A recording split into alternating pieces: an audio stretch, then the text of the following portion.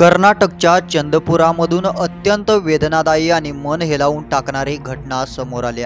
पत्नीला परपुरुषासोबत नको त्या अवस्थेत पकडलं, मुंडकं छाटून स्कूटरवर बसला आणि थेट पोलीसही हादरले. 28 वर्षीय पतीने आपल्या पत्नीचे विवाहबाह्य संबंध असण्यावरून वाद होत असल्याचं सांगितलं. हा वाद शुक्रवारी इतका विकोपाला गेला की पतीने रागाच्या भरात एवढं मोठं पाऊल उचललं आणि पत्नीचं मुंडकं धडावेगळं केलं. ही घटना आनेकल तालुक्याजवळील चंदपुराजवळील हिल्लालीगेल गावात घडली आहे. पोलिसांच्या माहितीनुसार शंकर आणि मानसा यांच्यात प्रेमसंबंध होतं. दोघांनी लग्न केलं.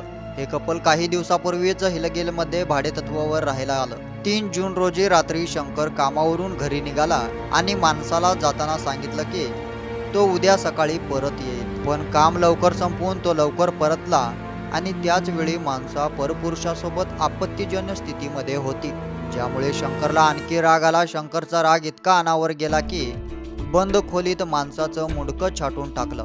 त्यानंतर तिचं छाटलेलं मुंडकं स्कूटरवर घेऊन स्वतः सूर्यनगर पोलीस ठाण्यात पोहोचला, जेथे त्याने आत्मसमर्पण केलं.